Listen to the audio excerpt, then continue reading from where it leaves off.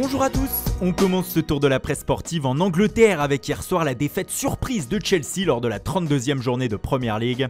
Les Blues se sont inclinés sur le terrain de West Ham 3-2 après avoir notamment mené 1-0. Pour le Daily Mirror ce matin, ce succès des Hammers n'est que justice.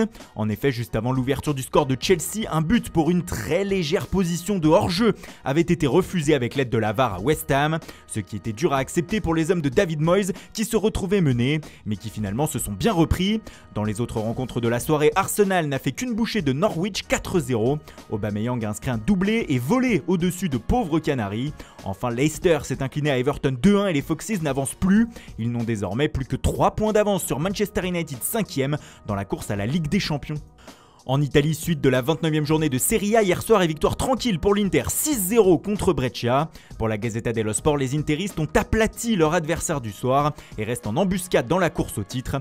Ce qui fait plaisir aux journaux italiens ce matin, c'est que Alexis Sanchez a enfin joué un rôle important au sein de l'effectif d'Antonio Conte. Avec un but hier et un match plein, le Chilien s'est affirmé comme un des hommes forts du sprint final en Serie A. Il fait aussi la une du Corriere dello Sport qui écrit « Moi aussi je marque ».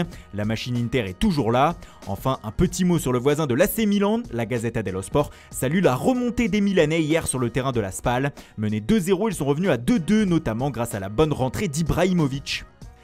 Alexis Sanchez et la soirée merveilleuse de l'Inter font également la une du Quotidiano Sportivo de ce jeudi.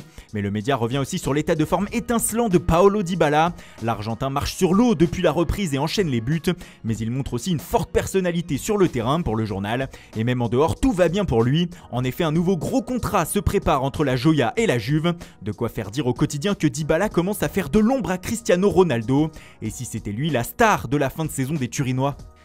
Et pendant que Dybala flambe, Antoine Griezmann lui est en plein marasme au FC Barcelone. L'attaquant français laissé sur le banc et entré seulement dans le temps additionnel lors du dernier match contre l'Atlético fait beaucoup parler depuis hier en Europe.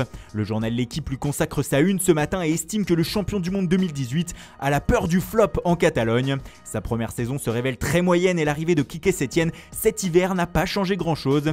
Face aux humiliations répétées, comme l'a même dit la presse espagnole hier, que subit Griezmann, sa famille via son père et son frère sont montés au créneau hier sur les réseaux sociaux pour le défendre. Comme le relais Marca, Alain Griezmann a indiqué à Setién qu'il était simplement de passage ici et qu'il ne décidait de rien dans ce club, pendant que son frère Théo a vivement critiqué le coaching de l'entraîneur espagnol, qui n'a fait rentrer le français que 2 minutes mardi soir. Mais au-delà du cas Griezmann, c'est tout le FC Barcelone qui prend feu actuellement. Le titre semble se diriger dans les bras du Real Madrid et Quique Setién est forcément montré du doigt. Pour Sport, son avenir est même incertain. Il garde actuellement la confiance des dirigeants, mais celle-ci sera renforcée en fin de saison seulement si Setién gagne un titre cette saison. Il lui reste la Liga et la Ligue des Champions. Le journal AS écrit que la situation au sein du vestiaire Blaugrana est intenable. Les joueurs auraient même lâché Setién après la rencontre contre l'Atlético.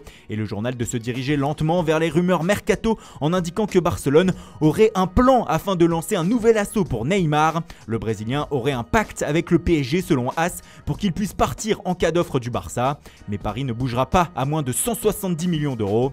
Du côté de Mundo Deportivo, en revanche, ni crise, ni Setién, ni Griezmann, ni mercato, mais une nouvelle attaque contre l'arbitrage et le Real Madrid. Le média estime qu'il y a actuellement 2 poids 2 mesures entre le Barça et le Real. Piqué prendrait plus de cartons alors que Ramos fait plus de fautes, ou encore les Madrilènes n'auraient pas beaucoup de pénaltys contre eux contrairement au Barça. Bref, tout ceci ressemble bien à un club qui prend l'eau de toutes parts.